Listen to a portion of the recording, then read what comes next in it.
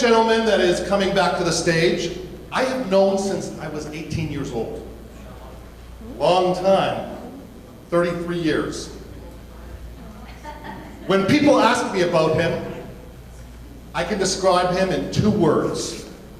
Wicked smart. Unbelievably smart. Absolutely gifted and brilliant when it comes to real estate and the market and the prognostication and how business is run. There is no one his equal. You see him every single month. I get to see him every single day. And today he's going to do something a little special for us. Please welcome back Alex Pilarski. All right, let's talk about the market. First of all, congratulations. We continue to be #1. Well done, guys. Congratulations. We're still the best. And number 2, congratulations, your competition has stopped working. They believe the market is bad. They believe that all deals are falling apart and not closing. They believe, oh, it's already September, what's the sense of working? You know, Christmas is almost here, I'll have to start planning for Christmas, and then there's going to be New Year's. I might as well wait till January to start working. So your competition has eliminated itself, which puts us in a great position to control the market the way we always do. Let me just share with you the market. For those of you who haven't seen it, the green line at the bottom was my prediction for the market. And unfortunately, I can't click on it here, but my prediction for August was that we were going to have 5,500 sales. I was wrong. It was actually 6,500 sales. 6,375 to be exact. So I was being very conservative, and I thought August would be the lowest month of the year, and we'd pick up in September and October. I was wrong. The lowest month of the year in terms of number of sales was July. August I thought was 55, it was roughly 65. September I thought it would be 6,000, it's going to be higher to about 7,000, and then 7,500, and then on down. So we are in for a great market. We are in a great market. And my job today is to make you realize how good things are, and that your competition doesn't believe it, doesn't know it. So let me share with you more facts. We've talked about a balanced market, and you can read what those markets are.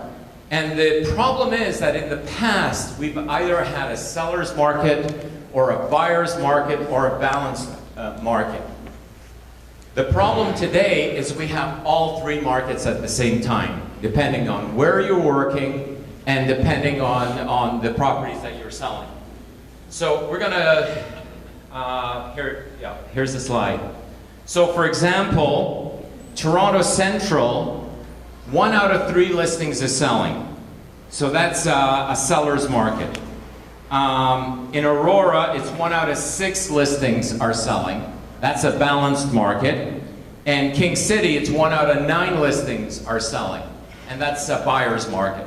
So you can't just say we have this market or that market, you have all kinds of markets.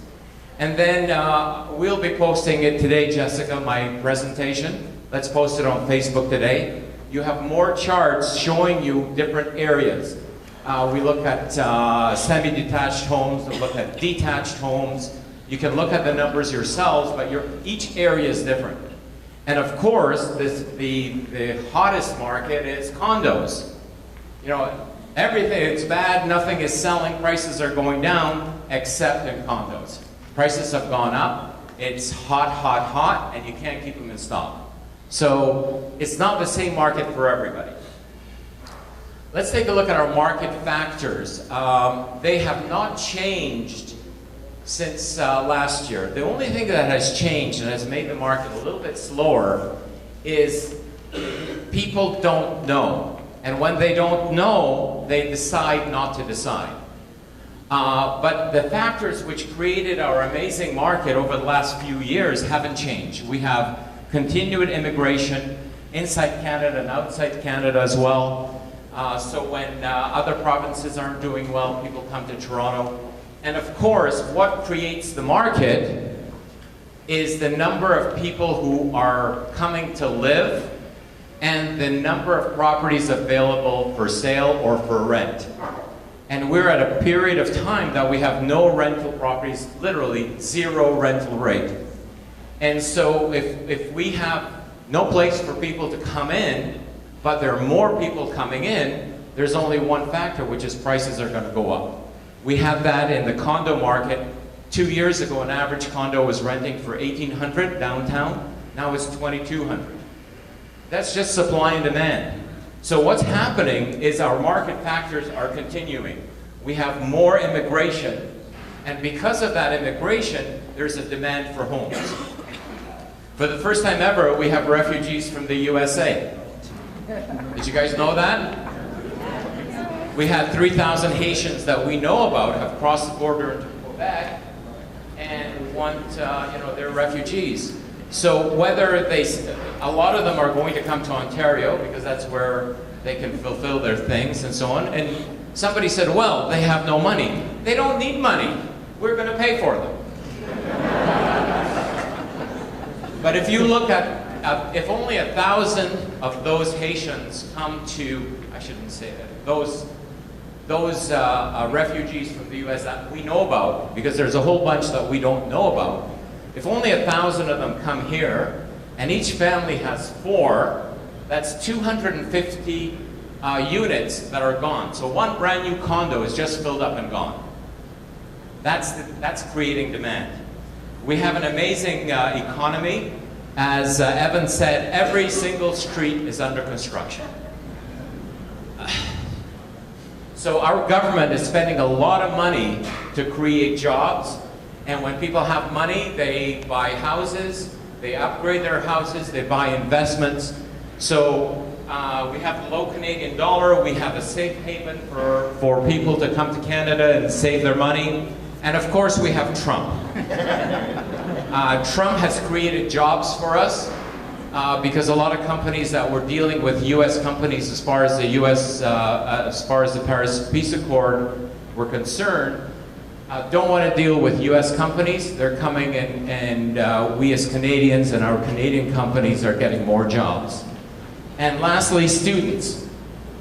Because of Trump's policies, a lot of foreign students no longer want to go to the States.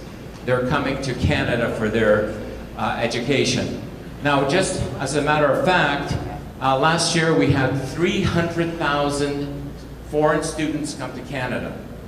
An average student spends $80,000 a year as a foreign student. $40,000 is for the university and $40,000 is for living expenses. So if we, and I don't know if you heard, but our foreign student numbers have gone up between 25 and 50%. So more and more foreign students are coming to Canada. If you are outside of North America and you want to send your child to university here, it's going to cost you $80,000 a year for 4 years. For housing, it's going to be $40,000 for 4 years. It's $160,000. And if you have a second child that's coming in, you might as well buy a condo now because the second kid is going to come in. So a lot of our students are buying houses, or their parents are buying condos for them. All of this is creating a huge demand for housing. And that's why the condos have gone through the roof. So what I'm trying to say is that none of the factors have changed other than the psychology of people, because they're afraid. And they ask a real estate agent, what's going to happen? I don't know, I had a deal, it fell apart. I don't know what to do. So if that's their attitude, you're not going to get any business. But the fact is that the market is strong, it's hot. Yeah, there's some areas where it's a buyer's market, it's a challenge. All it means is that if you're working in an area that has 6 listings for 1 sale, you're just going to need more listings if you want more sales. That's all it is. All right, don't get hung up on a listing. Some of you have 1 listing and are waiting until it sells. So we control the marketing of the listing, negotiation, follow-up, showing availability, seller information. That's what we control. We don't control prices. We don't control results. and we do not control the sellers. So if you have a seller who is unreasonable, the market isn't bad, you just have the wrong sellers. If your buyers are afraid to buy because they think prices are going to come down another 50%, you just have the wrong buyers. And I'm not just saying that. Look at the facts. 6,375 people bought last month. 7,500 people will buy this month. If they're not your people, you just got the wrong people. But we've got an amazing market out there. Don't get hung up on a sale that isn't closing. We don't control the sellers. We don't control the buyers. We don't control the lawyers. Guys, I know you're worried. Yes, we've had deals that aren't closing. And yes, the buyers and sellers are yelling and screaming, and the lawyers are this and that, but you still have to make a living. Take an hour a day and worry about the stuff that you can't handle. Right? Say, okay, you know what, I've got this buyer, I've got the seller. I'm going to give them from 9 in the morning till 10 in the morning to worry about the deals that aren't closing. But from 10 o'clock on, I have to worry about my kids, because if I don't feed my kids, they're not going to be happy. So from 10 o'clock on, I'm going to worry about me and my business. But from 9 to 10 in the morning, I'm going to worry about all the sellers and buyers who are giving me grief. You guys understand that? Don't get hung up on stuff that you cannot control. We control nothing about a deal that's done. You don't control it. No matter what you want to do, the buyers and the lawyers are going to have their own ideas, and they're not going to listen to you anyway. We control what we worry about, and we control our future. What are you worrying about? Are you worrying about stuff that you can't control?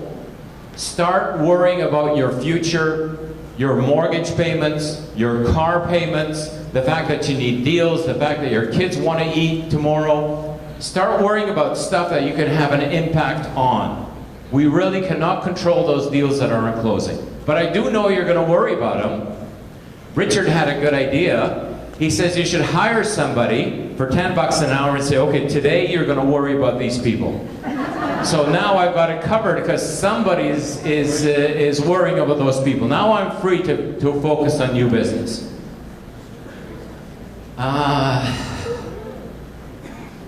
We do today what they wouldn't, so tomorrow we accomplish what they can't. Dwayne Johnson. I think everybody knows him, The Rock. He's making what, 10, 15 million, 20 million dollars a movie? And one of the reasons is he's got a skinny ass body. Women think he's hot. I don't think he's that hot. What do you guys think? I guess I was wrong. But look at him. Look at the weights. Forget the muscle. Ladies, forget about the muscles for a second. Look at the weights. Look at his face. Is he having fun? Yes.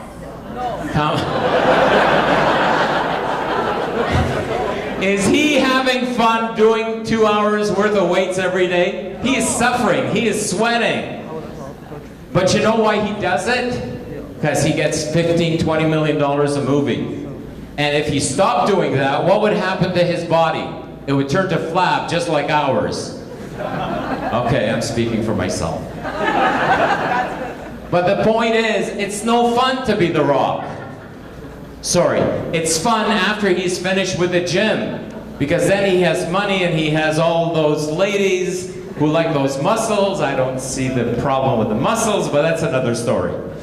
But you gotta have some pain and suffering to get what you want. And in our line of business, the pain and suffering is prospecting. Guys, it's no fun. You gotta spend those 2-3 hours in your gym, and that gym is on the phone or door knocking. Something, you gotta pay the price of success. And if you're not prepared to prospect, you're not gonna have the results that you want. We do today what they wouldn't, so tomorrow we can accomplish what they can't. Take that to heart and start exercising every day. Thank you all.